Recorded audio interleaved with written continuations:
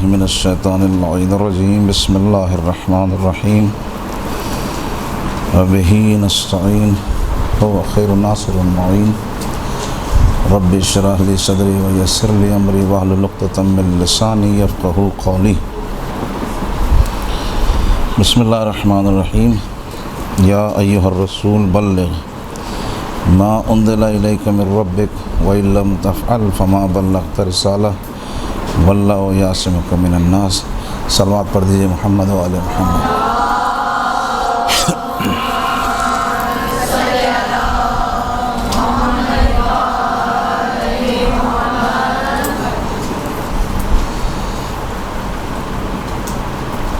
مجھے جیسا کہ بتایا گیا تھا کہ یہ کلاس جو ہے وہ مجالس سکھانے کے لیے منعقد کی جا رہی تھی، یعنی تبلیغ روش تبلیغ سمجھیں آپ ایک قسم۔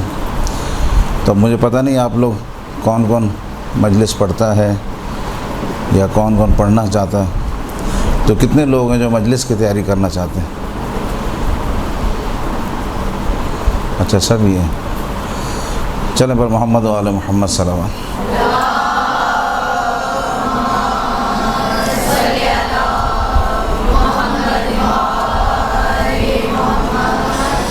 سب سے پہلے ہمیں یہ دیکھنا ہوگا کہ یہ مجالس سید الشہداء جو کہ آج کل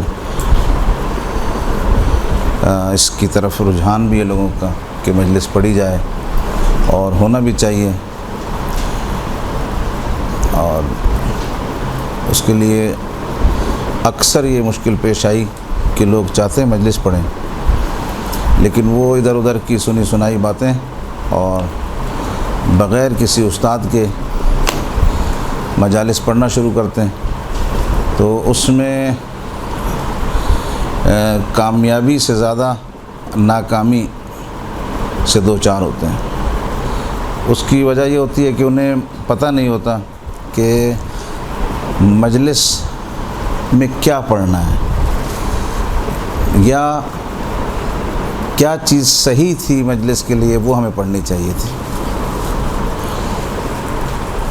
یا کون سی بات ہمیں مجلس میں کرنی چاہیے تھی یا نہیں، یا چوتھی صورت یہ کہ آیا جو میں بات کر رہی ہوں اس کا اثر کیا نکلے گا۔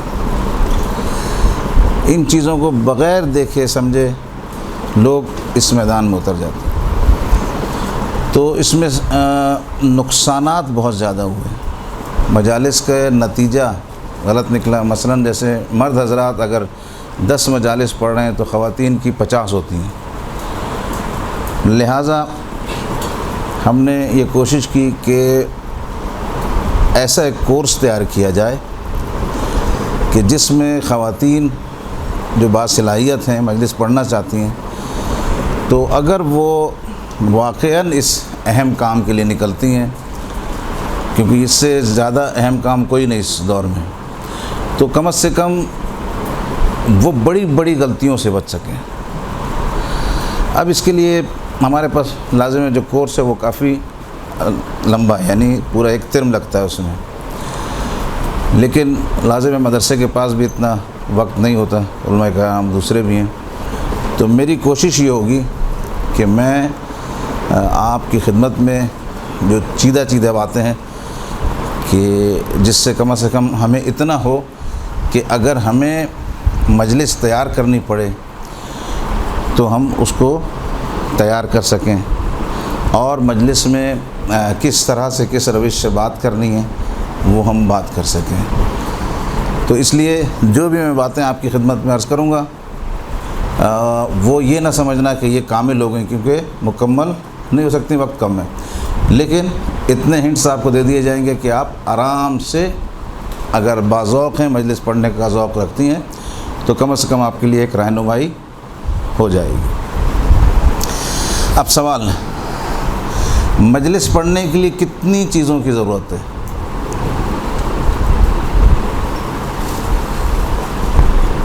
بتائیے، 4 آپ بتائیں۔ ہاں بولیں۔ نہیں جیسے مجلس آپ نے شروع کی تو پہلے کیا کرنا ہے آپ کو؟ جی فضائل مسائل، ٹھیک ہے. اور کوئی بولے؟ انہوں نے بتایا خطبہ، فضائل مسائل،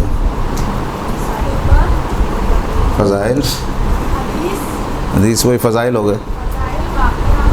نہیں یہ وہی فضائل ہو گئے سمجھ جی، مسائل.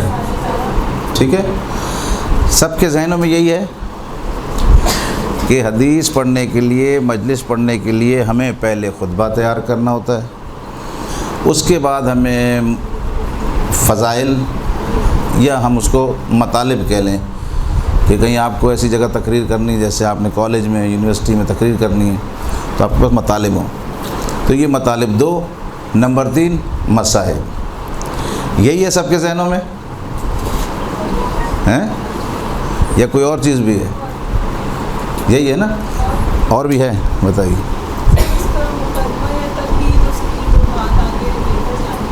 اچھا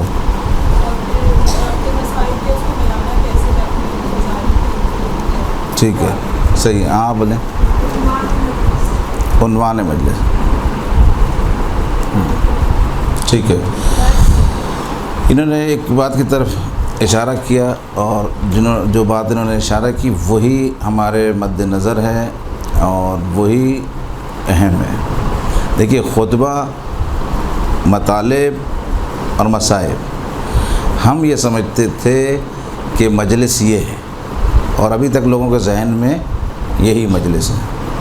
لیکن میرا جو اس کلاس کو مرتب کرنے کا مطلب ہے یا مقصد ہے، کیونکہ میں نے قم میں اس کلاس کو جو ہے تقریباً سب سے پہلے میں نے ہی شروع کیا. وہاں پر اس کی جدت جو تھی وہ علماء کرام کے درمیان میں نے ہی شروع کی، مجھے ہی اجازت ملی کہ آپ یہ کلاس شروع کریں. تو اس میں جو سب سے اہم چیز تھی وہ ہم نے وہاں بھی یہی سوال کیا، یہی جواب آتا تھا کہ خطبہ، مطالب اور مسائل.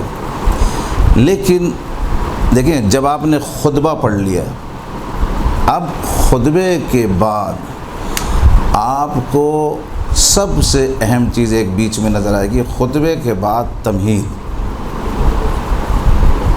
کہہ لیں اس کو، آپ مقدمہ کہہ لیں، ٹھیک ہے.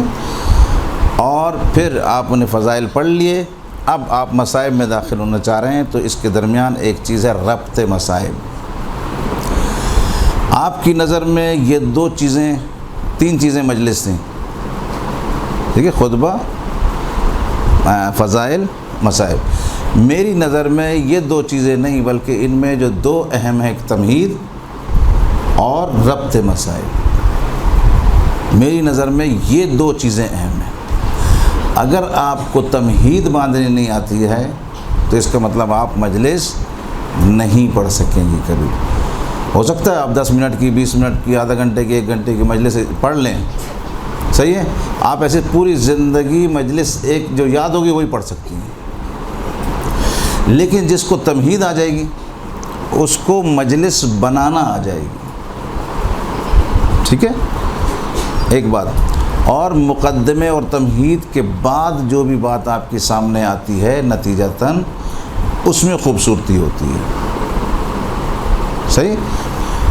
اور اسی طرح مصائب کے بعد اگر آپ فضائل کے بعد فوراً مصائب پڑھنے لگتے ہیں تو آپ کے مصائب میں اتنی جان نہیں رہے گی، اتنی طریقے سے آپ مصائب کو کما حقہ ادا نہیں کر سکیں گے جب تک آپ ان کا ربط نہیں ملائیں گے. فضائل اور مصائب کے درمیان جب تک ربط قائم نہیں کریں گے تو اس خوبصورتی سے، اس احسن طریقے سے مصائب کی ادائیگی ممکن نہیں ہوگی.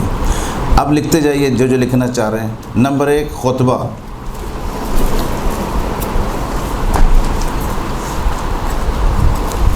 نمبر 2 تمہید،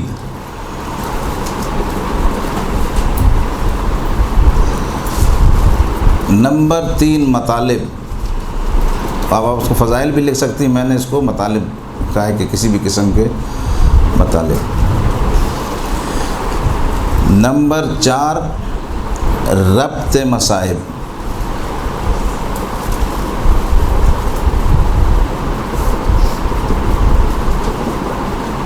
اور نمبر 5 مصائب۔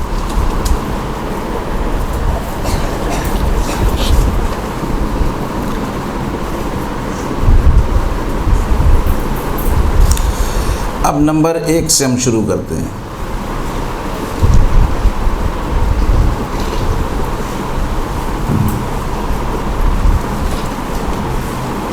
نمبر 1 خطبہ۔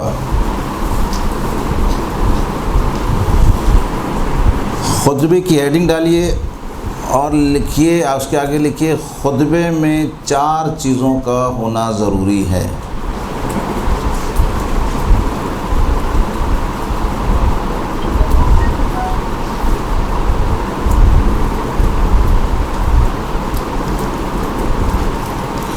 حمد پروردگار نمبر 1،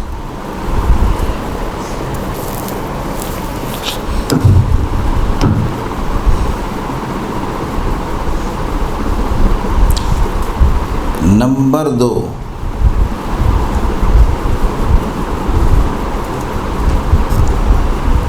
محمد و آل محمد پر درود و سلام۔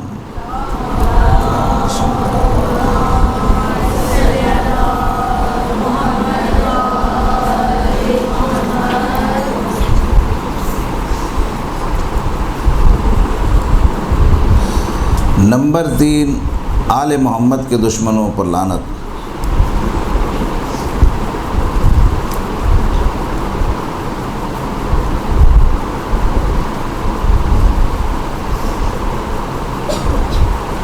اور نمبر 4 جو بھی موضوع ہے اس کے مطابق آیت۔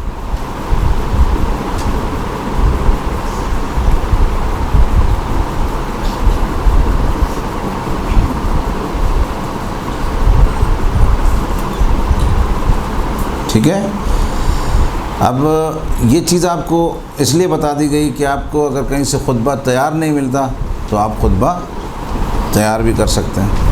صحیح ہے، پہلی چیز میں حمد پروردگار آپ چھوٹی بھی لے سکتی ہیں اور بڑی بھی لے سکتے ہیں۔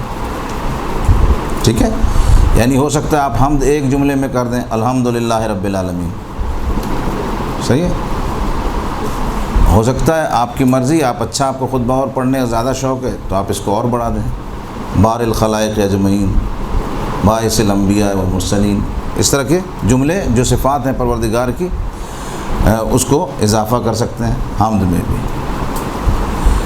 اس کے بعد آ گیا دوسرا ٹکڑا والصلاۃ والسلام، اس میں بھی آپ بڑا بھی لے سکتی ہیں اس کو اور چھوٹا بھی کر سکتے ہیں۔ والصلاۃ والسلام علی محمد ابی القاسم محمد بھی کہہ سکتے ہیں، یہ کوئی پریشانی کی بات نہیں، غلط نہیں ہے، صحیح ہے۔ اور اس میں آپ رسول کی صفات بھی بیان کر کے اور اس کو بڑا کر سکتے ہیں، یعنی مکی گل، مدنی گل، قرشی گل، ہاشمی، اس طرح سے اور اس میں صفات ڈال سکتے ہیں۔ تو خطبہ تیار کرنے کے لیے ہمیں 4 چیزوں کی ضرورت پڑی: حمد پروردگار، محمد و آل محمد پر درود و سلام، ان کے دشمنوں پر لعنت، اور موضوع کے مطابق آیت۔ ٹھیک ہے،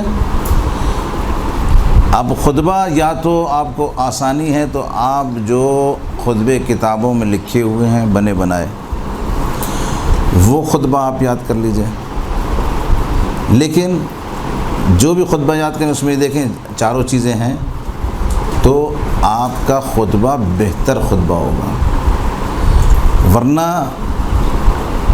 ہر چیز کا ایک فن ہوتا ہے، مجلس پڑھنا ایک فن ہے، فن کو ہمیشہ سیکھا جاتا ہے۔ ٹھیک ہے، فن کو سیکھا جاتا ہے۔ معاشرے میں جو ہمارے پاس اثر نہیں آ رہا، اثر نہیں نکل رہا، اس کی ایک اہم وجہ یہ ہے کہ ہم نے مجالس سید الشہداء کو ایک یعنی اہمیت نہیں دی، ہم نے اس کے سیکھنے کی کوشش نہیں کی ہے، ہم نے اس کو ایک دوسرے سے لیتے ہوئے کہ بھئی اس نے اس کی مجلس سنی، اس کی مجلس سنی، اس طرح سے لے لیا اور آگے بڑھایا، اس لیے ہمیں نتیجہ اچھا نہیں مل رہا۔ اگر مجلس کو صحیح طریقے سے سیکھا جائے اور مقصد کے مطابق کام کیا جائے، مثلاً آپ پورا کاؤنٹ کر سکیں کہ میری مجلس میں اتنی خواتین آ رہی ہیں اور میں نے اتنی خواتین کو یہ پیغام دینا ہے۔ اب پیغام دینے میں جو آپ کا سلیقہ ہے اس کو کہتے ہیں مجلس پڑھنا۔ اگر آپ اپنے پیغامات میں سے آپ نے 10 پیغام دیے، اس میں سے آپ نے 8 پیغام ایسے دیے جو کسی کو سمجھ میں نہیں آئے ایک بار، تو بھی آپ کا مطلب میٹر ضائع ہوا، ٹائم ضائع ہوا۔ اور اگر بعض کو سمجھ آئے لیکن الٹے سمجھ میں آئے، ٹھیک ہے، تو بھی آپ نے ایک غلط کام کیا، اقدام غلط کیا۔ جو بات نہیں پہنچانی تھی آپ نے اس انداز سے بیان کی کہ وہ لوگوں تک غلط پہنچ گئی، اور جب غلط پہنچ گئی تو آپ کا مقصد تو ثواب کمانا تھا۔ آپ تو مجلس پڑھ رہے تھے کہ ثواب آپ نے کمانا ہے، ٹھیک ہے، لیکن صورتحال ایسی نہیں ہوئی، الٹی نکل آئی۔ مثلا ایک ہمارے پاس جملہ ہے، پکڑو مت جانے دو، ٹھیک ہے۔ اب اسی جملے کو بیان کرنے والے کے مطابق ہوگا، مثلا چور بھاگ رہا ہے سامنے سے تو اسے کہا جائے پکڑو مت۔ اگر آپ مت پہ رکے تو آپ نے چور کو بھگا دیا، ٹھیک ہے۔ اور اگر آپ نے اس طرح کہا کہ پکڑو پہ رکے تو اس کا مطلب یہ کہ آپ نے اچھا کام کیا، چور کو پکڑوا دیا۔ کتنا فرق ہوا ایک جملے سے۔ اب بتائیے، ہم لوگ ایسے 1000 جملے خراب بول لیتے ہیں، سامنے تو آپ کے بیٹھنے والا وہ جملہ لے رہا ہے، سامنے جو آپ کے بیٹھا ہے وہ آپ کے جملے سن رہا ہے، وہ مجلس سننے آیا ہے اور وہ اپنے ذہن میں ایک پیغام کو کور کر رہا ہے، ٹھیک ہے۔ آج جو اسلام میں مشکلات پیش آ رہی ہیں، آپ دیکھیں لوگ ایک عجیب و غریب قسم کے لوگ سامنے آ رہے ہیں، مختلف باتیں ہو رہی ہیں۔ اس کی وجوہات کیا ہیں؟ اس کی وجوہات یہ ہمارے لیے تو مجالس ہیں۔ اگر صحیح طور سے دین ہر ممبر سے پہنچایا جاتا تو بتائیے اتنے اختلافات پیدا ہوتے۔ سب سے پہلی بات یہ کہ جو خطیب بیٹھا ہوتا ہے اس کو خود نہیں پتہ ہوتا کہ میں کیا پہنچا رہا ہوں، یہ سب سے بڑا جو ہے المیہ ہے، ٹھیک ہے۔ یعنی یہ خود اس مطلب کو، اس بات کو سمجھا نہیں ہوتا ہے اور یہ آگے بڑھا دیتا ہے۔ تو اب یہ جس بات کو سمجھا نہیں ہے، یہ کس لیے اس نے آگے بڑھائی؟ اس لیے کہ اس کی تیاری نہیں تھی، ایک بات۔ دوسری بات، اس نے جہاں سے یاد کی تھی اس کو جیسی سمجھ آئی اس نے ویسے یاد کر لی، ٹھیک ہے۔ تو وہ مقصد، وہ پیغام الہی یا وہ کربلا کا اہم پیغام جو ہم سب کے سب سنانے کے لیے یا ہم سب کے سب اس پیغام کو آگے بڑھانے کے لیے آگے بڑھنا چاہتے ہیں، وہ ہمارا پیغام عوام تک نہیں پہنچتا۔ اور اسی طریقے سے ہم مشکل سے دو چار ہیں۔ جتنی مجالس ہو رہی ہیں، آپ یہ دیکھیے کتنی مجالس ہیں ماشاءاللہ، پروردگار اور اس کو زیادہ کرے، زیادہ سے زیادہ لوگ مجلسیں اپنے گھر میں کریں، کیونکہ مجلسیں خود باعث خیر و برکت ہیں، ٹھیک ہے۔ تو مجالس جتنی زیادہ ہوں بری نہیں ہے کہ مثلا آپ نے زیادہ پڑھ دیں، لیکن مطلب یہ کہ آیا مطلب پہنچانے والا تیار ہے؟ دیکھیے، ہم گاڑی اپنی کسی کو حوالے نہیں کرتے جب تک کہ اس کو گاڑی صحیح کرنا نہیں آتی ہو۔ تو پھر ہم اپنی زندگیاں کیسے ایسے لوگوں کے حوالے کر دیتے ہیں جن کو مجلس پڑھنی نہیں آتی، لیکن آیا یہ کہہ کے کہ چلو کوئی نہیں ہے تو اس کو بٹھا دو۔ یہ کوئی کھیل ہو رہا ہے کیا ہے؟ بھلا جی کوئی نہیں مل رہا، چلو اس کو بٹھا دو، کچھ نہ کچھ تو بول دے گی۔ اچھا، پھر اس کے بعد اگر غلط بھی بول دیا، چلو بچی ہے کوئی بات نہیں، غلط بول دیا، پھر آئندہ صحیح کر لے گی۔ اس کے اثرات اگر آپ دیکھیں سامنے والوں پر کیا کیا، جو آپ سے جس نے ڈسکس کیا تو اس کا تو مسئلہ نہیں، جس نے ڈسکس نہیں کیا اس نے مجلس سنی اور چلے گئے اپنے گھر، تو اس کا اثر تو مرتب ہو گیا نا۔ تو خامیاں پیدا ہو گئیں۔ کلاس کا مقصد یہ ہے کہ ان خامیوں سے بچا جائے اور ایک سالم، صحیح طور سے ایک مقررہ جو اچھی طریقے سے تقریر کر سکے اور اس پیغام حسینی کو اچھی طریقے سے لوگوں کے ذہنوں میں منتقل کر سکے۔ کوئی فیلڈ بھی ایسی نہیں ہے کہ اگر آپ اس کو بغیر سیکھے اس میں چلے جائیں اور اس میں کامیاب ہو جائیں۔ جس نے بھی بغیر سیکھے کوئی کام بھی کیا تو اس میں خرابیاں بہت زیادہ پیش آئیں، اور یہ تو مشن حسینی ہے۔ تو وہ خواتین جو صاحب مطالعہ ہیں وہ اس فیلڈ میں آگے آ جائیں، وہ خواتین جو کچھ سمجھ بوجھ رکھتی ہیں دین کی وہ اس فیلڈ میں آگے آ جائیں، اور وہ خواتین جو مجلس پڑھنے کا ذوق رکھتی ہیں وہ خواتین آگے آ جائیں کہ ہمیں مجلس پڑھنی ہے اور ہمیں اس پر ٹائم دینا ہے۔ صحیح ہے؟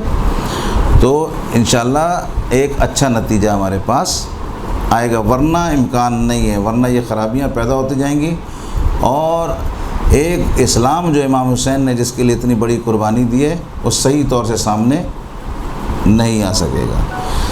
مجلس پڑھنا مقصد نہیں ہے، پیغام صحیح پہنچانے والا ہونا چاہیے، ٹھیک ہے؟ تو اس لیے اس کلاس کو رکھا گیا۔ تو اب سب سے پہلے ہم نے خطبہ آپ کی خدمت میں عرض کیا۔ خطبے میں دیکھیں قرآن کے بھی 7 لحن ہیں، قرآن بھی آپ نے پڑھنا ہے تو اس کا طریقہ کار ہے۔ خوشی کے موقع پر قرآن کی قرأت الگ ہو جاتی، چینج ہو جاتی ہے، اور غمی کے موقع پر قرآن کی تلاوت الگ رخ اختیار کرتی ہے۔ تو قرآن اور اہل بیت ایک ہی ہیں۔ تو جب قرآن کے لیے اتنے لحن ہیں کہ خوشی میں بدلے گا، غم میں بدلے گا، عام صورتحال میں بدلے گا، تو ذکر اہل بیت میں بھی اتنے ہی لحن ہونے چاہیے، اتنی خوبصورتی سے ذکر کرنا ہے کہ جس کو پتہ ہو کہ میں آرام سے اچھی آواز میں اچھی طریقے سے لوگوں کے سامنے مجلس پڑھ سکتی ہوں۔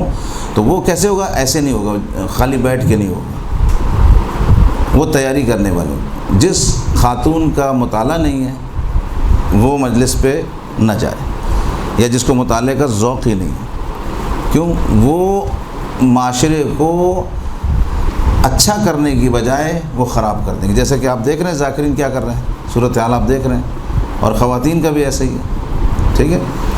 جس کو یہ پتہ ہی نہیں کہ پردہ کیا ہے وہ کیسے پردے کے بارے میں بولے گی؟ اچھا، وہ کیسے شہزادی زینب کے پردے پر الا سکے گی؟ ٹھیک ہے، اس کو پتہ ہی نہیں پردہ ہے کیا، اسلام نے پردے کا حکم کہاں نازل کیا ہے، کیا بارے میں پردے کے بارے میں بولا کیا ہے۔ اچھا، اگر اس سے کہا جائے نکالنی آیت کہاں سے نکالنی تو کچھ بھی پتہ نہیں۔ تو ایسی خواتین نہیں، جو باذوق ہیں وہ آئیں، اور جن کو یعنی مجلس واقعہ مجلس کے لیے جو زحمت کریں گی تو وہ سب سے پہلے میدان میں آئیں اور میدان میں آ کر مجالس پڑھنا شروع کریں، اور جن کو بالکل ذوق نہیں ہے وہ بالکل بھی اس میدان میں نہیں آئے، کیونکہ نقصان برداشت کرنا مشکل ہوتا ہے، ٹھیک ہے؟ تب ہم نے خطبے میں بتائی آپ کو 4 چیزیں۔ اب مسئلہ یہ خطبہ تیار کیسے کریں گے آپ لوگ؟ تو ایک طریقہ کہ آپ کسی بھی کتاب میں جو خطبہ لکھا ہوا ہو وہ لکھا ہوا خطبہ تیار کریں گے جو آپ کو پسند ہو۔ پہلے میری روش یہ تھی کہ میں خطبہ تیار کر کے دے دیا کرتا تھا، ایک خطبہ۔ اس میں یہ ہوتا ہے کہ اپنے اپنے ذوق کے مطابق یا لوگوں میں رہنے کے مطابق آپ کا ایک ذہن بن چکا ہوتا ہے۔ مثلا میں نے جو خطبہ دیا وہ آپ کو پسند نہیں آ رہا ہوتا ہے، آپ نے کہیں سنا ہے وہ آپ کو پسند آ رہا ہوتا ہے، ٹھیک ہے؟ تو اس لیے پھر میں نے خطبہ دینا بند کر دیا کہ بھائی میں خطبہ نہیں دوں گا، خطبہ آپ اپنی مرضی سے تیار کریں گی۔ کسی بھی مجلس کی کتاب میں خطبہ آپ کو مل جائے گا، ٹھیک ہے؟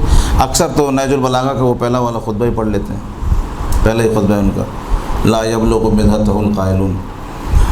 تو آپ نے خطبہ نکالنا ہے، اور خطبہ پورا میں نے بتایا 4 چیزیں ہونی چاہیے اس میں، وہ 4 چیزیں صاف ستھری لکھ کے لانی ہیں اور مجھے چیک کرانی ہے۔ چیک کیا کرنا ہے؟ چیک اس میں یہ کرنا ہے کہ اس کے عربی عبارات میں تو کہیں غلطی نہیں ہے، شروع میں ہی غلطی نکال دی جائے گی تو پھر وہ غلطی آگے بڑھتی نہیں ہے، اور اگر غلطی ہے تو پھر وہ آخر تک غلطی چلتی رہتی ہے۔ مثلا آپ نے خطبہ حفظ کر لیا اور اب آپ اس کو غلطی پہ غلطی کرتے جا رہی ہیں، وہی جیسے حفظ کیا تھا ویسے ہی ہے۔ تو سب سے پہلا مرحلہ خطبہ لکھنا ہے۔ لکھ لیں گے آپ لوگ، کسی بھی مجلس کی کتاب سے آپ ایک خطبہ تیار کر کے صاف ستھرا لکھ کے لائیں گے۔ میں اس کے اعراب چیک کروں گا کہ آیا یہ اس میں اعراب کے لحاظ سے تو غلطی نہیں ہے، نیچے اس کے میں اوکے لکھ دوں گا، ان کا خطبہ صحیح ہے۔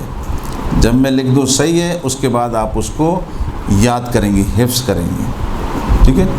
لحن میں اپنے اپنے لحن آپ لوگ کے لیے جو آپ اختیار کر سکیں، اس کا لحن الگ الگ ہے، صحیح ہے، علاقے وائز بعض لحن ہوتے ہیں، تو وہ اس میں کوئی مسئلہ نہیں ہے، وہ آپ کو جیسے پسند ہے۔ ویسے ہمارے پاس دو قسم کے خطبے چل رہے ہیں۔ ایک ہوتا ہے، صلوات پڑھیے محمد والے محمد۔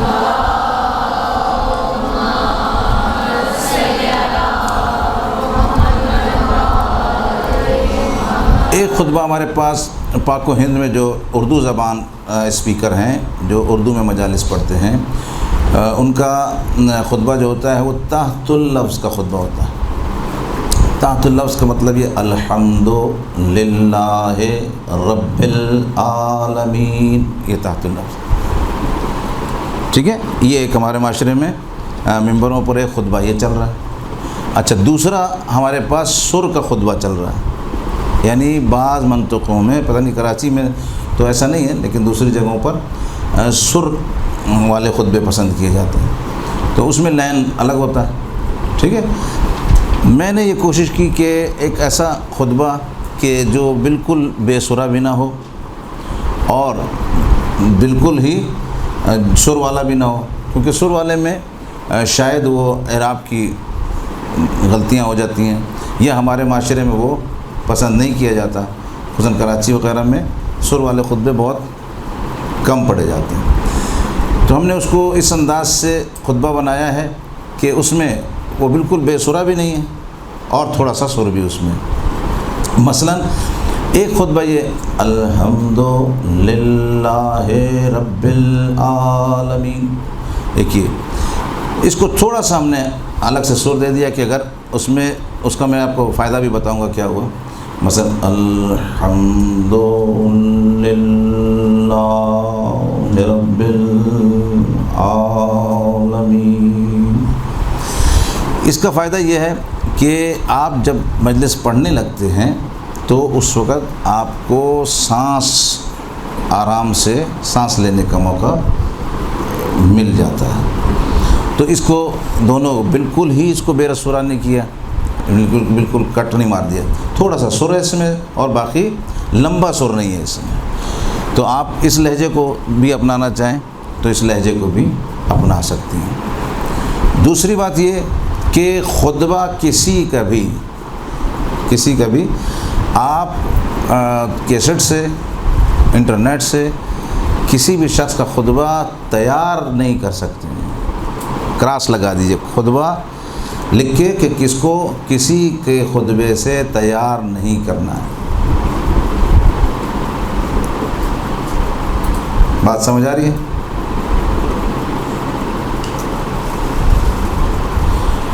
کسی کا بھی خطبہ آپ نے انٹرنیٹ سے یاد نہیں کرنا ہے۔ مثلا آپ نے دیکھا جی فلاں صاحب مجلس پڑھ رہے ہیں، آپ نے ان کا خطبہ یاد کرنا شروع کر دیا، اس کو میں منع کر رہا ہوں کہ یہ آپ نے نہیں کرنا ہے۔ کیوں؟ اگر آپ نے کسی کا بھی خطبہ یاد کیا، یہ خطبے سے ہم شروع کر رہے ہیں، مجلس کے لیے بھی یہی ہے، کسی کا بھی خطبہ آپ نے یاد کیا تو آپ کی شخصیت اسی وقت مسمار ہو گئی، ختم، ٹھیک ہے۔ اب آپ کی شخصیت جس کا آپ نے یاد کیا ہے اس کے نیچے دب گئی۔ کوئی بھی کہے گا کون پڑھ رہا ہے تو کہیں گے فلاں خاتون پڑھ رہی ہیں جنہوں نے فلاں کا خطبہ یاد کیا ہوا، تو وہ فلاں کا نام آئے گا، آپ کا نہیں آئے گا. یعنی آپ کا نام بھی لینا لوگ وہ یاد کرنا، آپ کا نام بھی یاد کرنا پسند نہیں کریں گے، کیونکہ وہ بتا دیں گے جی فلاں خاتون جو وہ فلاں کا خطبہ نہیں پڑھتی، وہ پڑھ رہی ہیں، تو یہ رونگ ہو جائے گا. ٹھیک ہے. لہٰذا آپ نے جو خطبہ لکھ لیا کتاب سے، اب اس کو اپنے لہجے میں آپ اس کو حفظ کرنا شروع کریں گے. ٹھیک ہے. اپنے لہجے میں آپ اس کو حفظ کرنا شروع کریں گے. یعنی آپ نے خطبہ لکھ لیا، مجھے یہاں پر چیک کرا دیا، اب آپ جا کر گھر پہ خطبے کو اپنا جو آپ کا لحن ہے، یہ 3 طریقے میں نے بتا دیے، ایک تحت اللفظ کا، اور ایک میں نے بتا دیا سر والا، اور ایک دونوں کے درمیان. اب اس میں جو آپ کو مناسب لگے آپ اس خطبے کو اس طریقے سے حفظ کرنا شروع کریں گے. تیسری بات خطبے میں اہم یہ ہے کہ خطبہ آپ نے حفظ بہت کرنا ہے. صحیح ہے. خطبہ آپ نے بہت زیادہ حفظ کرنا ہے. کم از کم میری نظر میں خطبہ صحیح ہونے کے بعد، خطبہ جب آپ کو صحیح طور سے یاد ہو گیا، اس صحیح جو یاد ہوا ہے، جو صحیح طور سے یاد ہو گیا ہے، وہ کم از کم آپ 50 مرتبہ تکرار کریں گے. ٹھیک. کتنی مرتبہ؟ ایسے مثلا جیسے آپ نے پڑھا الحمدللہ رب العالمین والصلاۃ والسلام، بھول گئے، اب یہ اوکے نہیں ہوا ہے. ٹھیک ہے. پھر دوبارہ آئیں. جب بالکل ایسے الحمدللہ کی طرح یاد ہو گیا، ٹھیک ہے، الحمدللہ رب العالمین مالک یوم الدین ایاک نعبد و ایاک نستعین اہدنا الصراط المستقیم صراط الذین انعمت علیہم غیر المغضوب علیہم ولا الضالین. لیکن اس میں غلطی نہیں ہوئی نا. جب ایسے ہو جائے نا، اس صحیح کو آپ نے کم از کم 50 مرتبہ یاد کرنا ہے. اس کی علت کیا ہے؟ کوئی بتائے.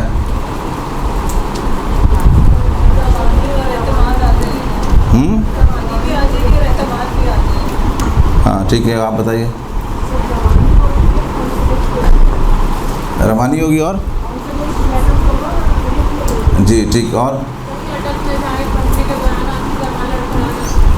ہاں ٹھیک ہے. اور کوئی بتائے.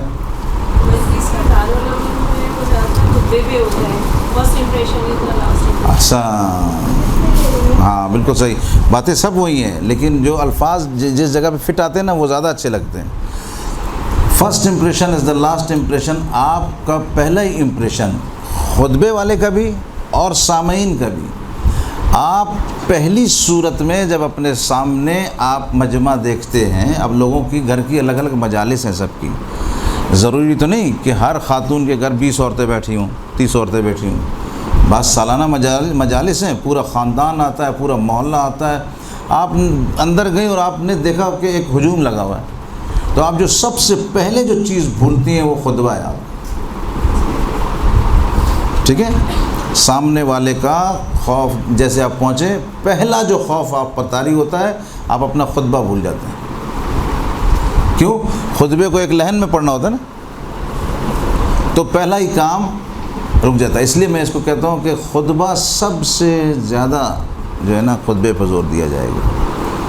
ٹھیک. اچھا، اب خطبے میں اس سے زیادہ تو میں خطبے پہ زیادہ نہیں بول سکتا کیونکہ اتنا ٹائم بھی نہیں ہے. خطبے میں لحن آپ نے خوبصورت رکھنا. اپنا خطبہ لوگ پسند کرتے ہیں.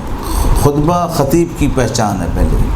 مثلاً اگر آپ کا خطبہ اچھا ہوا، حلق کے ساتھ اچھے الفاظ نکلے، تو آپ کی مجلس کوئی سنے ہی نہ سنے، وہ خطبہ سن کے بتا دے گا کہ یہ خطیب ہے،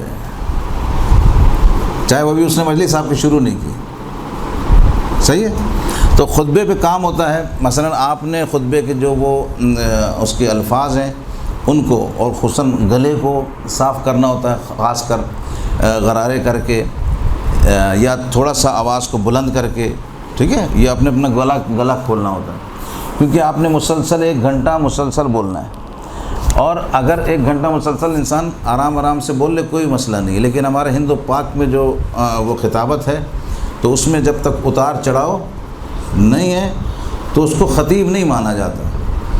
کہیں آپ نے اٹھانا ہے نقطہ، ٹھیک ہے، کہیں بٹھانا ہے آپ نے، تو اس طرح آپ کو کبھی گلے کا استعمال کرنا، چیخنا ہے، اور کبھی نہیں چیخنا ہے. یہ پہلی صورتحال میں. جب آپ خطیب بن گئے یعنی اچھی خطابت کرنے لگے، اب آپ کی مرضی ہے، اب آپ اس کو آرام سے بھی لے کر چل سکتے ہیں اور آپ اپنے نقطوں کو اٹھا بھی سکتے ہیں. صحیح ہے. تو خطبے میں ہم نے کتنی چیزیں بتائیں، آپ نے کیا کیا لکھا؟ ہاں بولیں کیا کیا. یہ تو میں نے خطبے کے اندر 4 چیزیں بتائیں نا. اب پڑھتے وقت میں نے کتنے لحن بتائے اس کے؟ 3. ٹھیک ہے. اب خطبے میں آپ نے ان الفاظوں کو دیکھنا، جیسے رب العالمین ہے نا، کھڑا الف ہے، اس کو آپ کوشش کریں گی کہ جیسے الف کھڑا ہے تو اب اس کو آپ تھوڑا سا لمبا نکالیں گی. مثلا الحمد للہ رب العالمین. ٹھیک ہے. پڑھنے کو آپ جیسے بھی پڑھیں، اس میں آپ کے اندر جو ہے نا ایک تو سانس آپ کا ہے. صحیح ہے. سانس لینے کے لیے آپ کو موقع مل رہا ہے، انرجی مل رہی ہے، اور اس میں آپ کو پورے افراد کو دیکھنے کو مل جاتے ہیں. آپ نے خطبے میں اگر 2-4 منٹ لگائے، خوبصورتی اس میں دے دی، تو آپ کو افراد پہ کنٹرول ہو جاتا ہے، سب کو دیکھ لیتے ہیں، آپ کو حوصلہ ہو جاتا ہے. صحیح ہے. تو یہ جو اس میں جو کھڑے حلیف ہیں، عالمین، ٹھیک، اور یہ آواز جب تک کھولیں گی نہیں، مجالس نہیں پڑھ سکتی. خطیب کے لیے سب سے ضروری امر یہ ہے، پہلے اپنی آواز کو کھولا جائے. آواز کو کھولنے کا یہی طریقہ ہے کہ آپ تھوڑا تھوڑا تیز بولیں گے. جیسے بعض حروف حلقی ہیں تو ان کو حلق سے نکالیں گے، الحمد الحمد الحمد، اس طرح سے. ٹھیک ہے. یہ ہے حلق سے نکلے گا. اچھا، جب آپ اس پہ تھوڑا سا زور دیں گی نا تو رگیں انسان کی تھوڑی تھوڑی کھل جاتی ہیں. اب جب آپ کی رگیں کھل گئیں اور آپ کی آواز بھی صحیح ہو گئی تو اب آپ کو بولنے میں مسلسل 1 گھنٹہ تقریر کرنے میں مشکل کا سامنا نہیں کرنا پڑے گا. اور اگر آپ نے اپنا گلا نہیں کھولا تو آپ خطبے کے بعد ہی 2-4 باتیں کریں گی، آپ کا گلا بیٹھ جائے گا. تو یہ سارے امر جو ہیں خطبے سے متعلق ہیں. خطبے کی جو ہے تیاری آپ لوگوں نے خود کرنی ہے. خطبے میں 4 چیزوں کا ہونا ضروری ہے. 3 لحن میں نے خطبے میں بتا دیے ہیں. 50 مرتبہ صحیح خطبہ یاد کرنا ہے. ٹھیک ہے. اب 2 منٹ کے لیے سوچیں کہ اور کچھ آپ کو خطبے میں پوچھنا ہے تو وہ سوال کیجئے، پھر میں آگے چلتا ہوں.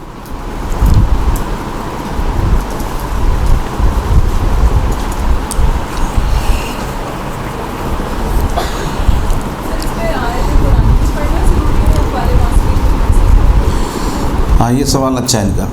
خطبے میں آیات الہی کا پڑھنا اس لیے ضروری ہے کہ سب سے اکمل کلام، افضل کلام، بہتر کلام اللہ کا. ٹھیک ہے. تو سب سے بنیادی بات یہ ہے کہ قرآن نے کہا کہ لا رطب ولا یابس الا فی کتاب مبین. ہر چیز قرآن میں ہے. صحیح. لیکن ہمیں لازم ہے، ہمارا مطالعہ کم ہوتا ہے، اور بعض دفعہ علم کم ہوتا ہے، بعض دفعہ ٹائم کم ہوتا ہے. صحیح ہے. یہ 2-3 چیزیں باعث بنتی ہیں کہ ہم جس موضوع پہ بولنا چاہ رہے ہیں اس پہ آیت نہیں ملتی. تو جب آیت نہیں ملتی تو ہم کیا کرتے ہیں؟ پھر ہم اپنے جو قول معصوم ہے اس کو ہم پڑھ دیتے ہیں. تو کوئی مذائقہ نہیں ہے، لیکن اگر آپ نے اچھی تقریر تیار کرنی ہے اور آیت ملتی ہے تو سب سے پہلے آیت کو مد نظر رکھنا ہے، پھر اس آیت کے ضمن میں آپ احادیث پڑھیں. ٹھیک ہے. بہتر طریقہ یہ ہے. یعنی قول معصوم بھی پڑھیں گے تو کوئی برائی نہیں ہے، لیکن بہتر کیا ہے؟ بہتر آپ کا طریقہ ہے کیا کہ آپ نے کلام اللہ کو مد نظر رکھنا ہے. ٹھیک ہے. اور کوئی؟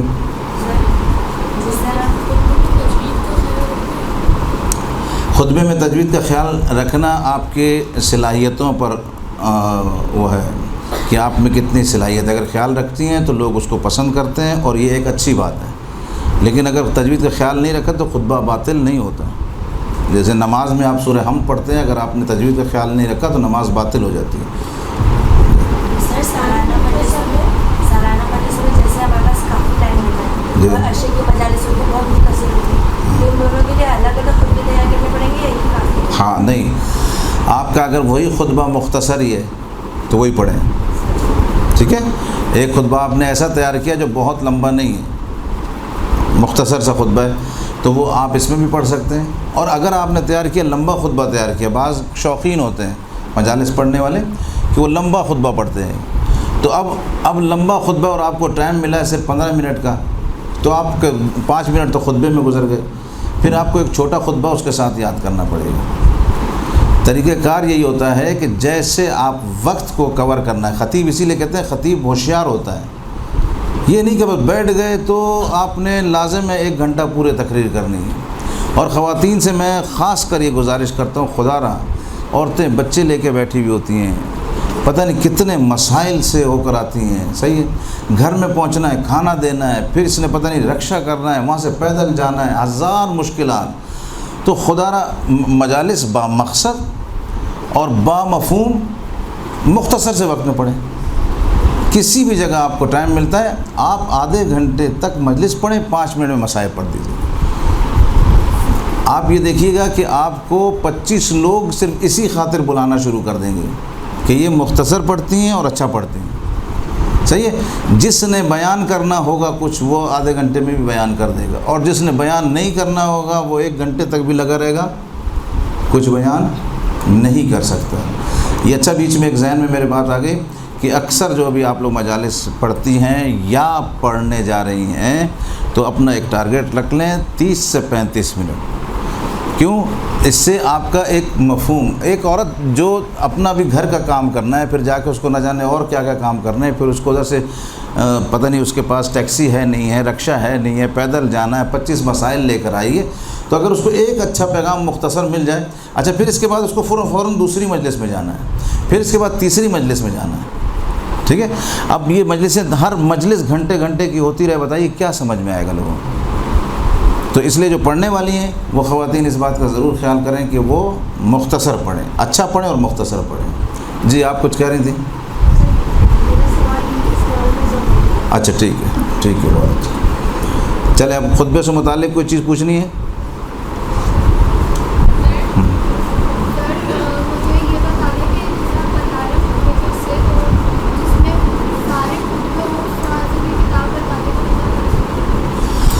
سارے خطبے جس میں ہوں وہ کتاب تو فارسی میں ہے, یہاں مجھے نہیں پتہ اردو میں کوئی کتاب ہے یا نہیں. خطب المنابر فارسی کی ایک کتاب ہے, خطب المنابر. یہاں کا مجھے نہیں پتہ کہ اردو میں کوئی کتاب جس میں خطبے لکھے ہوں, اردو کا مجھے معلوم نہیں ہے. خطب المنابر میں وہ فارسی اور اردو کا فرق نہیں کرتا, آپ نے تو خطبہ پڑھنا عربی کا ہی ہوتا وہ, ٹھیک ہے. تو خطب المنابر کوئی آپ کا ایران میں کوئی جاننے والا ہو ان سے منگا لیجئے. چھوٹی سی کتاب ہے, تقریباً یہ 2 موبائل کے برابر اس کا حجم ہوگا, اتنی سی ہے.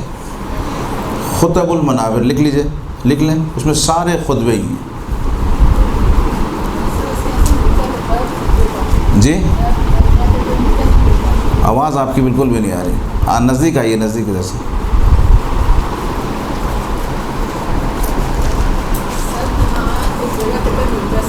ملتا ہے, ٹھیک ہے, آپ لوگ مہیا کر دیتے ہیں, بس ٹھیک ہے. اگر وہ مل جائے تو اور اچھا ہے, ٹھیک ہے, وہ مل جائے تو اس سے یاد کر لیجیے. تو اب یہ ہمارا چیپٹر جو ہے خطبے کے بارے میں کلوز ہو گیا, ٹھیک ہے. خطبے کے بارے میں جو اہم چیزیں تھیں میں نے آپ کو کوشش کی کہ بتا دوں کہ یہ خطبے میں ہوتا. اگر آپ ایسا کر لیتے ہیں تو انشاءاللہ کوئی بھی آپ کی غلطی نہیں نکالے گا کہ آپ نے یہ کیا, ٹھیک ہے. اب اگر تفصیل ہوتی تو لازم ہے تفصیل میں پھر یہ پریکٹس ہوتی, اس میں اس کا اتار چڑھاؤ ہوتا. اب آپ نے صرف مجھے خطبہ جس نے پڑھنا ہے مجلس وہ مجھے خطبہ ضرور لکھ کے دکھائیں گے کہ میں دیکھوں گا اعراب میں کیا مسئلہ تو نہیں ہے. اعراب اگر صحیح ہے اس کا, پھر آپ وہ خطبہ یاد کرنا شروع کر. جی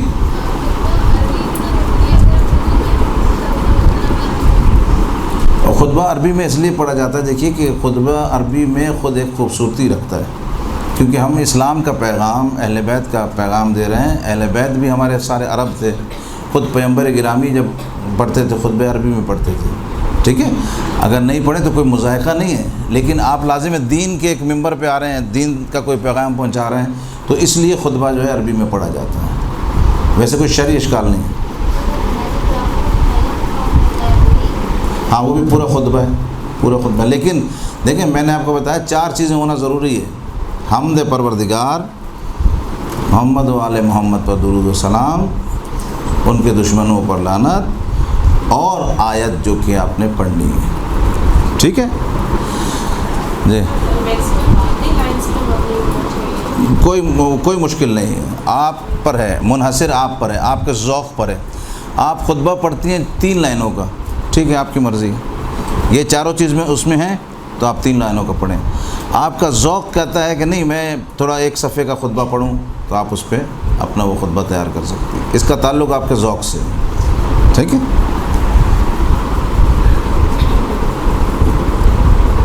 جی، بولیے۔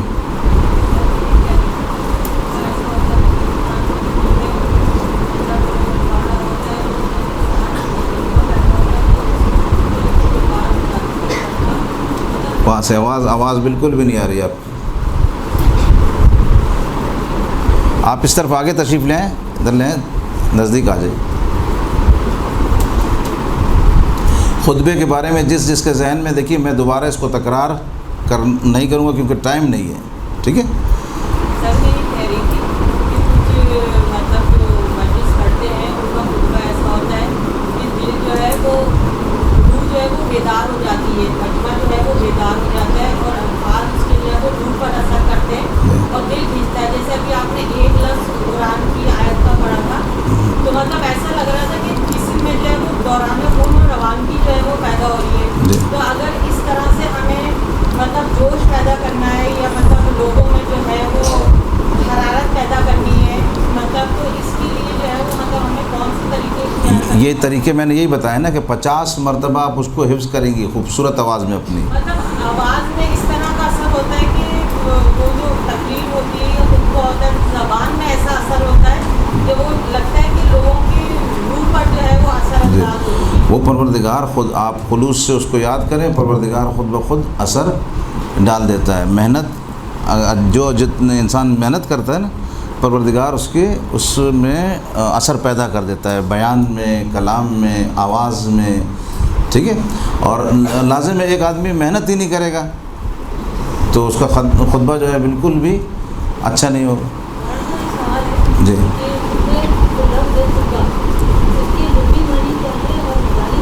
خطاب سے، یہ خطاب خطبے کا جی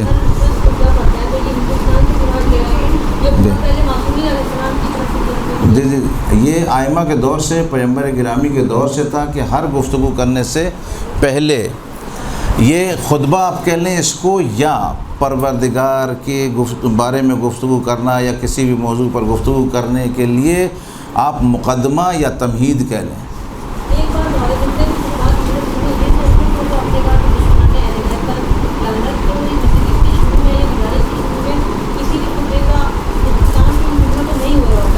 جی جی، اس کی وجہ یہ رہی کہ ہم لوگ اتحاد بین المسلمین کے تحت جو ہے وہ کام کرتے ہیں، تو ہمارے پاکستان میں ایسی صورتحال تھی کہ جب زیادہ ہم نے یہ کرنا شروع کیا تو ہمارے دوست احباب جو اہل سنت کے تھے وہ ناراض ہو جاتے تھے، تو اس لیے لوگوں نے، بعض علماء کرام نے اس کو حذف کیا ہے، لیکن اکثر یہ جملہ پڑھا جاتا ہے، لعنت اللہ علی القوم الظالمین، ٹھیک ہے۔ اب اس کو لین میں پڑھے، وَلَعْنَةُ اللَّهِ عَلَى الْقَوْمِ الظَّالِمِينَ، اس کو آپ اس طرح سے پڑھیں، ٹھیک ہے۔ تو ہے خطبے میں شروع سے چلتا آ رہا ہے۔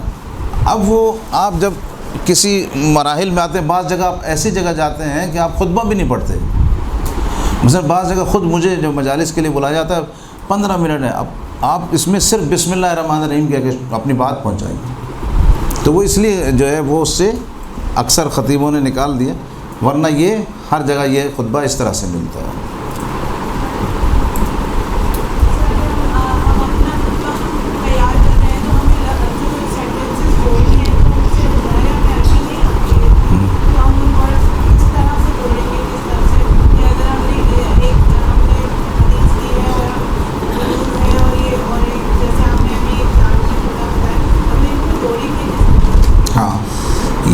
اچھا سوال ہے کہ ہم لوگ کس طرح سے تیار کریں گے، جوڑیں گے کس طرح سے.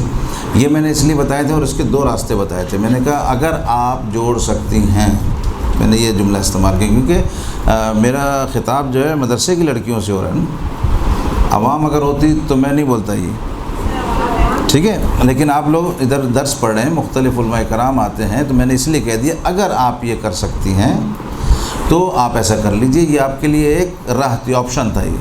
اور اگر آپ نہیں کر سکتی تو آپ جو خطبے تیار ہوتے ہیں وہ اس سے آپ خطبہ تیار کر لیجیے، ٹھیک ہے. یہ دونوں راستے میں نے بتایا کہ اگر آپ خطبہ تیار کر سکتی ہیں تو خطبہ تیار کریں. اگر نہیں کر سکتی جو کتابوں میں ملتا ہے اس خطبے کو لکھ کر میرے پاس لے آنا تاکہ میں اس کے اعراب صحیح کر دوں گا، اعراب گزاری کر دوں گا، ٹھیک ہے. چلے جی، یہاں تک ہمارا خطبے کا عنوان ہم نے آپ کی خدمت میں عرض کر دیا، ٹھیک ہے، کہ خطبے پہ یہ کام کرنا ہے. اب صرف سن کے بیٹھ جانا گھر میں یہ آپ لوگ کی مرضی. اور جو میں نے بتایا اگر وہ اس پہ کوئی کام شروع کرے گا تو اس کا نتیجہ بھی سامنے آئے گا. اس میں آپ کو حفظ کرنا ہے، آواز بنانی ہے اس میں، ٹھیک ہے نا، یہ سارے کام کرنے. اب آپ نے خطبہ پڑھ لیا، صحیح ہے، خطبہ پڑھ لیا. اب آپ مجلس میں ورود پیدا کرنا ہے. آپ نے کیسے داخل ہوں گے؟ گفتگو جب آپ نے کرنی ہے تو اب اس میں داخل ہونے کے ہمارے پاس 2 راستے ہیں. لکھتے جائیں اس میں. مجلس میں داخل ہونے کے لیے یعنی فضائل پڑھنے کے لیے آپ کے پاس مجلس میں داخل ہونے کے لیے 2 راستے ہیں. اب آپ نے خطبہ پڑھ دیا، مسئلہ اب شروع ہوا، ٹھیک ہے. اب کیا بولیں گے؟ جی بتاتے جائیں کہ بتاتے جائیں. نہیں، آپ نے خطبہ پڑھ دیا، آیت پڑھ دی.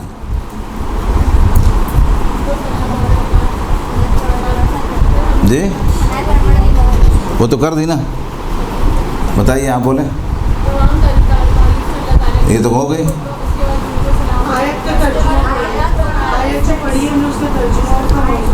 ٹھیک ہے، یہ ایک طریقہ ہو گیا. اور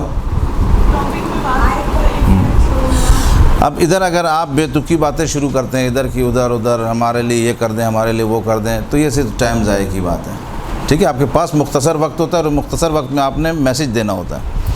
تو اس کے 2 ہی طریقے ہیں. ایک طریقہ یہ ہے کہ آپ اس آیت کا ترجمہ شروع کریں جیسے کہ انہوں نے فرمایا، ٹھیک ہے.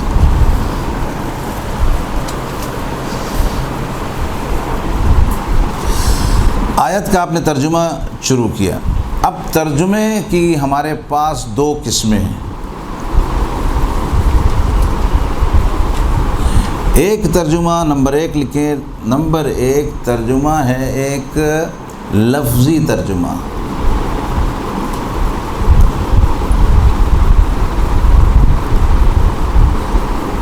ایک ہے ہمارے پاس مفہومی ترجمہ. یعنی آپ اس طرح بھی لکھ سکتے ہیں کہ ترجمے کی 2 قسمیں، ایک لفظاً اور ایک مفہوماً. بابا برا ابھی میں اس کو کر رہا ہوں، تفصیل اس کی بتاتا ہوں، ٹھیک ہے. لفظی ترجمہ کیا ہے اور مفہومی ترجمہ کیا ہے؟ سورہ کوثر آپ نے پڑھی اور سورہ کوثر پڑھنے کے بعد آپ نے کہا کہ اے حبیب، ہم نے تمہیں کوثر عطا کی، بس تم اپنے رب کے لیے قربانیاں دو، بے شک تمہارا دشمن بے اولاد ہے. یہ ہوا مفہومی ترجمہ. اور آج تک ہمیں مجالس میں یہی کروایا جاتا ہے. جس مجلس میں بھی دیکھیں آپ مفہوماً ترجمہ ہو جاتا ہے. مفہوماً ترجمہ برا نہیں ہے، ایک ہمارے پاس پیغام تو آ گیا لیکن ڈیٹیل ہمیں نہیں پتہ چلی، صحیح ہے. اچھا، مسئلہ یہ تھا کہ لازم ہے جو تھے ممبروں پر ان کو خود بھی ڈیٹیل معلوم نہیں تھی، اس لیے انہوں نے زیادہ تر اس ترجمے کو پیش کیا. کیا ترجمہ پیش کیا؟ مثلا آیت پڑھتے ہیں قُلْ لَا أَسْأَلُكُمْ عَلَيْهِ أَجْرًا إِلَّا الْمَوَدَّةَ فِي الْقُرْبَى. صحیح ہے. اے حبیب ان سے کہہ دو ہمیں کچھ نہیں چاہیے مگر اقربا کی محبت چاہیے. یہ مفہوماً ہوا. مفہوماً ترجمہ میں آپ نے آیت کا مفہوماً پیغام تو دیا، لیکن کوئی علمی صلاحیت لوگوں کی نہیں بڑھی، نہ آپ کی نہ سامنے والے کی۔ اب آپ نے لفظاً ترجمہ کیسے کرنا ہے؟ مثلاً انا اعطیناک، اے حبیب ہم نے، بتحقیق ہم نے، ہمیں یہ پتہ چلا انا کا مطلب ہوتا ہے بتحقیق، انا بتحقیق، جس کو ہم کہتے ہیں بے شک، اعطیناک حبیب تمہیں اعطیناک اے حبیب تمہیں عطا کیا۔ اس سے سامنے والوں کو کم از سے کم قرآن سے آشنائی ہو جاتی ہے، صحیح ہے؟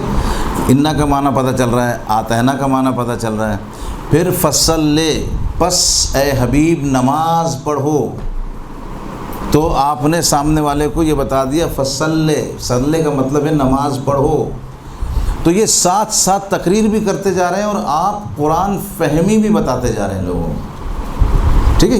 یہ مفید ہے اور یہ مؤثر ہے، یہ آپ کے لیے بھی مؤثر ہے، پڑھنے والا جو مجلس پڑھنے والا ہے اس کے لیے بھی مؤثر ہے۔ وہ لازم ہے جب ترجمہ کرے گا لفظی تو وہ 2-3 ترجمے دیکھ کر آئے گا، صحیح ہے؟ اس سے لفظی ترجمے سے خطیب کی صلاحیت بھی بڑھتی ہے اور مخاطب کی صلاحیت بھی بڑھتی ہے۔ تو لہٰذا مفہومی ترجمہ اگر کوشش کریں نہ کریں تو زیادہ اچھا ہے، لفظاً ترجمہ دونوں کے لیے بہتر ہے۔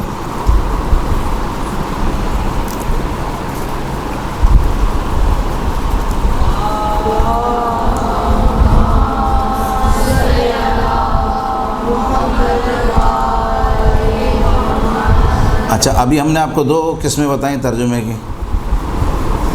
آہستہ آہستہ سمجھ میں آ رہی نا بات، اسٹیپ بائی اسٹیپ میں آہستہ آہستہ اس لیے بتا رہا ہوں کہ کوئی بات ادھر سے ادھر نہ ہو جائے۔ جب ہم نے خطبہ پڑھ لیا، اب ہم نے آیت پڑھی تھی انا اعطیناک الکوثر فصلی لربک وانحر ان شانئک هو الابتر۔ اب ہم نے آیت کا ترجمہ شروع کیا۔ جیسے آپ نے ترجمہ کیا کہ انا بے شک، اعطیناک اے حبیب ہم نے تمہیں عطا کیا، الکوثر کوثر عطا کیا، ٹھیک ہے؟ جیسے مخاطب نے آپ کو اس انداز سے گفتگو کرتے دیکھا تو مخاطب کے خود بخود ذہن میں آ گیا کہ یہ عالم ہوگا۔ اگر عالم نہیں ہوتا تو یہ کیسے انا اعطینا الگ الگ بول رہے ہیں؟ عالم نہیں ہوتا تو یہ گزر جاتا ہے ایسے ہی کہ ابھی ہم نے تمہیں کوثر عطا کی، ٹھیک ہے؟ تو پہلے ہی آپ کی دھات لوگوں پہ جم جاتی کہ ہاں یہ پڑھا لکھا ہے، اور لازم ہے جب آپ نے ترجمہ صحیح کیا تو اس کا مطلب آپ پڑھے لکھے ہیں، کچھ نہ مطالعہ کر کے آئے ہوں گے نا، اس سے تو بہتر ہوں گے نا جو صرف مفہوماً ترجمہ کر رہے ہیں۔ تو آیات کے ترجمے سے ہم وارد ہو گئے۔ ایک طریقہ ورود کا یہ کہ آپ نے آیت کا ترجمہ کیا اور ترجمہ کرنے کے بعد آپ نے صاف صاف ان کو بالکل کلیئر بتایا ہے، اب یہ ترجمے سے آپ گفتگو میں وارد ہو گئے، اسی کے بعد آپ اپنا بیان شروع کریں۔ دوسرا، ترجمہ آپ نہیں کرنا چاہ رہے،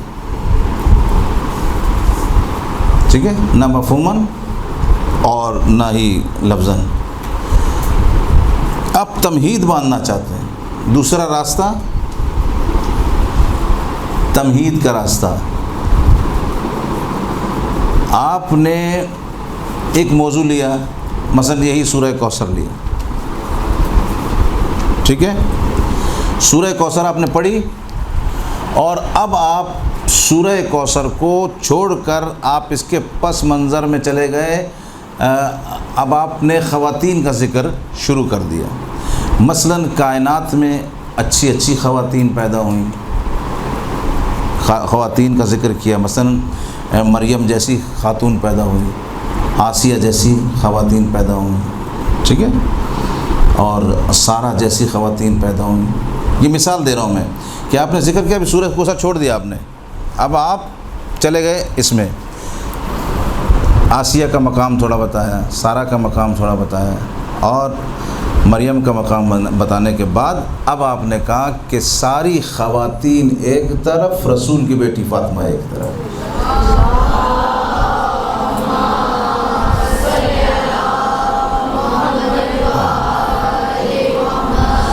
ٹھیک ہے، یہ تھا کیا، یہ دوسرا طریقہ تھا، یہ آپ نے تمہید کے ذریعے سے، یعنی پہلے خواتین کا ذکر کیا پیچھے مثال، اب یہ ایک مثال ہو گئی۔ ایک دفعہ آپ نے کیا کیا کہ آپ کا موضوع تھا پھول پہ آپ کو تقریر کرنی تھی، آپ نے عنوان لیا اور اب آپ نے کانٹے پر بولنا شروع کیا، ٹھیک ہے، کانٹوں کے یہ نقصانات ہیں، کانٹا خشک ہوتا ہے، کانٹا چبھتا ہے، ٹھیک ہے، اس طرح بولتے بولتے کہ پروردگار عالم نے اگر کانٹے ہوتے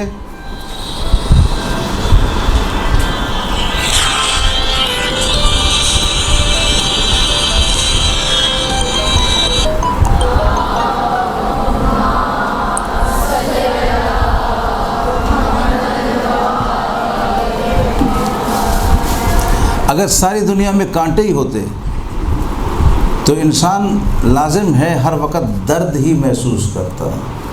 یہ پھولوں کا شکر ادا کرنا چاہیے کہ ان کی وجہ سے ہمارے بدن میں کچھ مہک آ جاتی ہے۔ موضوع کیا تھا؟ پھول، ٹھیک ہے۔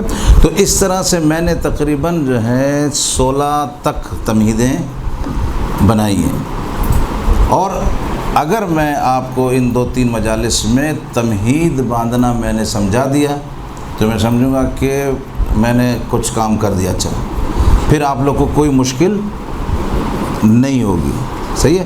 اس وقت جو آپ کو مجلس، اس کی مجلس کی کلاس میں یہ سوچ کے بیٹھنا کہ میں مجلس سکھا رہا ہوں، یہ نہیں کہ جا کے جو ہے آپ فلاں کتاب سے اٹھائیں مجلس پڑھ لیں، یہ نہیں کر رہا، میں آپ کو مجلس بنانا سکھا رہا ہوں۔ خطبہ میں نے آپ کو بتا دیا، اب آپ اگر خود اس پر محنت کریں گی آپ دوسرے کے لیے معلم بن سکتی ہیں، اس کی خصوصیات میں نے بتا دی، ٹھیک ہے۔ اسی طرح تو اب ہم نے اتنے مختصر سے وقت میں ہم نے کیا کیا، مجلس میں ہم نے پہلے خطبے کا بیان کیا، اب خطبے کے بعد ہمارا دوسرا اسٹیپ آیا کہ مجلس میں داخل کیسے ہونا ہے، اپنے موضوع میں داخل کیسے ہونا ہے۔ اس کے ہم نے 2 راستے بنائے، ٹھیک ہے۔ 2 راستوں میں سے ایک راستہ ترجمہ، ایک راستہ تمہید، سب نے لکھ لیا، یہ ایک راستہ ترجمہ، ایک راستہ تمہید۔ آیا یہ ہال ہے، اس میں 2 راستے ہیں، وہاں سے آئیں گی تو بھی کمرے میں آئیں گے، یہاں سے آئیں گی تو بھی کمرے میں آئیں گے، ٹھیک ہے۔ آپ کی مرضی، آپ کی چوائس پر ہے، جیسا آپ بہتر سمجھتی ہیں۔ 2 راستے اس لیے رکھے جاتے ہیں تاکہ داخل ہونے میں آسانی رہے۔ آپ کو اگر وہ کونے کی ٹیبل تک جانا ہے تو آپ اس دروازے سے نہیں آئیں گی، خود بخود آپ اس دروازے سے آئیں گی، ٹھیک ہے۔ تو 2-3 راستے اس لیے بتائے جاتے ہیں کہ انسان اگر ایک راستے میں پھنس رہا ہے تو دوسرے سے چلا جائے، اگر آپ ترجمہ کرنے میں مشکل ہو رہی ہے تو آپ تمہید والے راستے سے موضوع میں داخل ہو جائیں، اگر تمہید بنانا مشکل ہو رہا ہے تو آپ ترجمے والے راستے سے مجلس میں داخل ہو جائیے۔ مقصد کیا ہے؟ مجلس میں داخل ہونا بغیر طریقے کے نہیں ہونا چاہیے، ٹھیک ہے۔ یعنی اگر آپ ویسے ہی بس آیت پڑھی اور شروع ہو گئے جی یہ اس کے بعد یہ، اس کے بعد یہ، نہ کوئی اس کے موضوع مربوط تھا، نہ کوئی بات تھی۔ بعض لوگ ایسے کرتے ہیں کہ مثلا بیٹھے اور آیت سے کے متعلق کوئی بات ہی نہیں ہوتی، حالانکہ آیت پڑھنا بتا رہا ہے کہ آپ اس کے مطابق کچھ بولیں گے، آیت کے مطابق بات نہیں، ٹھیک ہے۔ تو یہ طریقہ کار ہے مجلس میں داخل ہونے کے 2 راستے، ایک ترجمہ، ترجمے کی 2 قسمیں، مفہوماً اور لفظاً۔ لفظاً ہمارے پاس بہترین طریقہ ہے، یعنی بہترین میں اس لیے کہہ رہا ہوں کہ اگر آپ مفہوماً کر دیں تب بھی کوئی آپ کو مارے گا نہیں، لیکن آپ اپنی صلاحیتیں اگر آگے لانا چاہتے ہیں اپنی بھی مخاطبین کی تو لفظی ترجمہ بیسٹ ہے۔ تو لفظاً آپ جائیں یا تمہیداً آپ جائیں، آپ کی مرضی پر ہے۔ اب 2-3 منٹ رہ گئے، جو سوال ہو اگر اس حد تک آپ کے اذان میں آتے ہیں تو ٹھیک ہے، پوچھ لیجیے۔ بر محمد والے محمد صلوات۔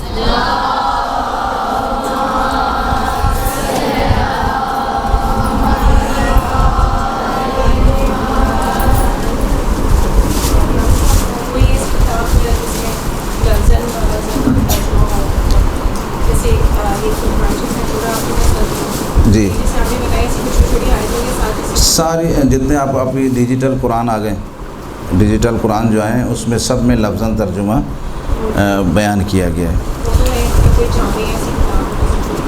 کتاب نہیں، اس میں لازمی قرآن کا ہی آپ کو دیکھنا پڑے گا۔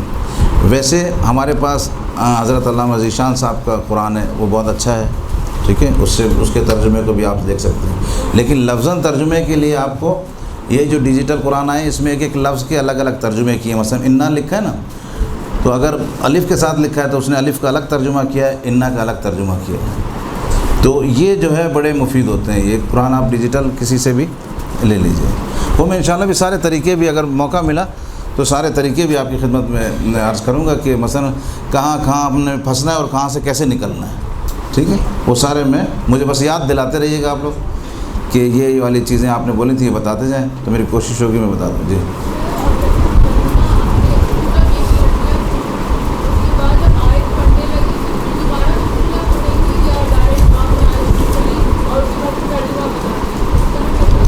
کہاں پہ آیت پڑھنی ہے آپ کو دوبارہ؟ ہاں ٹھیک ہے، نہیں ضروری نہیں ہے، آپ اس کی تشریح کر سکتے ہیں، بسم اللہ پڑھیں تو اچھی بات ہے، لیکن ضروری نہیں ہے گھڑی بسم اللہ، کیونکہ آپ مربوط ہو چکی ہیں اس سے، ٹھیک ہے، کلام آپ کا شروع ہو چکا ہے۔ جی محمد و آل محمد صلی اللہ علیہ وسلم۔